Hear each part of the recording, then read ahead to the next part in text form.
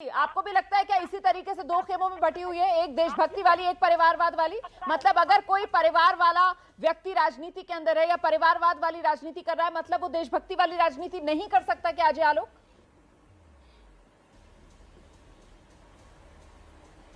देखिए, ऐसा नहीं है कि जो परिवारवाद की राजनीति कर रहा है वो देशभक्ति की राजनीति नहीं करेगा। ये एक अपवाद हो सकता है कहीं कहीं पे, लेकिन परिवारवाद की राजनीति एक वास्तविक सच है। जम्मू कश्मीर, फारूक अब्दुल्ला, पंजाब, अकाली दल, नीचे उतरते चले जाइए यार। बिल्कुल। दिल्ली में देखिए तो खैर हमारे राष्ट्रवादी, हमारी कांग्रेस पार्टी तो खैर पूरे देशव्यापी है ही। उत्तर प्रदेश समाजवादी पार्टी, राजद बिहार, आप उधर जाइए, साउथ में जाइए, स्टालिन हो गए, YSR रेड्डी हो गए, लगातार आपको परिवारवाद के उदाहरण मिलते जाएंगे। समस्या वो नहीं है मंजना जी, रोमाना जी, समस्या ये है कि परिवार की एक पीढ़ी जब विभाजन करवा देती है और कोई कुछ नहीं बोलता, उसको देशभक्ति का रंग दिया जाता है। परिवार की दूसरी पीढ़ी इमरजेंसी लगा के संविधान में परिवर्तन कर देती है, उसको भी देशभक्ति का रंग दे दिया जाता है। परिवार की तीसरी पीढ़ी अल्पसंख्यकों का अनुसरण कैसे इस देश को करे उसको सिखाती है, उसको भी देशभक्ति और त्यागी का रूप दे दिया जाता है। अब मत भूलिए 1984 में कांग्रेस को अगर 414 सीट आई थी पहली बार, जिसको अपूर्व प्रचंड बहुमत कहते हैं, तो वो सहानुभूति का बहुमत था, वो कोई काम से बहुमत नहीं था।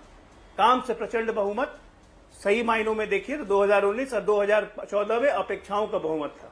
आज देश को परिवारवाद से इसलिए नफरत हो रही है क्योंकि परिवारवाद के कारण हर प्रदेश या देश कहीं न कहीं अपनी संकीर्ण मानसिकता में खोते जा रहा है और एक्चुअल में राष्ट्रहित के मुद्दों पे भी ये परिवार अपनी सत्ता को लेकर इतना कॉन्शियस होते हैं, चाहे वो प्रदेश हो जाए चाहे राष्ट्रीय स्तर हो जाए, कि राष्ट्रहित के मुद्दों को भी नजरअंदाज करने में पीछे नहीं हटकते।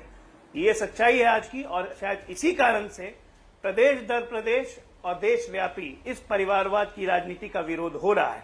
और प्रधानमंत्री अगर इसको मुखर तरीके से बोल रहे हैं तो गलत क्या बोल रहे हैं जरा मुझे बताएं। ठीक है, जहां तक रहा परिवारवादियों को सपोर्ट करने की ठीक है सर, ठीक है, तो राजनीति में एक समय में। ठीक है सर। संजीव झा, स्वागत होना चाहिए।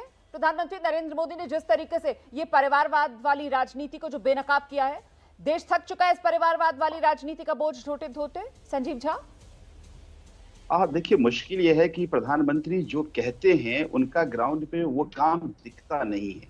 अभी आपने दोनों प्रवक्ता को सुना, आपने कांग्रेस को भी सुना, आपने भारतीय जनता पार्टी प्रवक्ता को भी सुना। दोनों ने परिवारवाद के अपने अपने तरीके से डिफाइन किया। इन्होंने कहा नहीं, जो अध्यक्ष के बेटे अध्यक्ष हो गए वो परिवारवाद है, अगर सांसद का बेटा सांसद होगा तो वो परिवारवाद नहीं है। अब एक बात बताइए कि राजनाथ सिंह के बेटे पंकज सिंह विधायक हैं, क्या नोएडा में और कोई भाजपा के कार्यकर्ता में इतनी क्षमता नहीं है या वहां के लोगों में इतनी क्षमता नहीं कि वहां का विधायक बने? वो क्यों बन रहे? जो राजनाथ सिंह के बेटे हैं। तो आप अवसर को तो रोक देते हैं ना।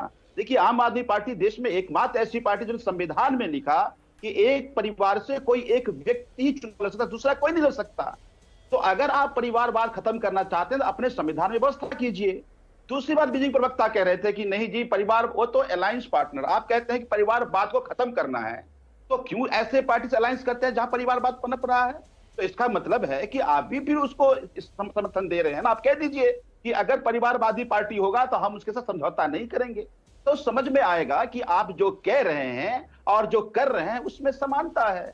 तो मुझे लगता है कि बीजेपी देखिए एक इवेंट मैनेजमेंट की पार्टी है, एक इवेंट करके बातें कुछ और कहते हैं और ग्राउंड पे कुछ और दिखता है।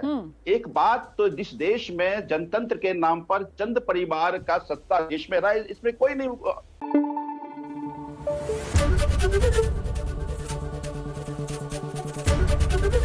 एबीपी न्यूज आपको रखे आगे।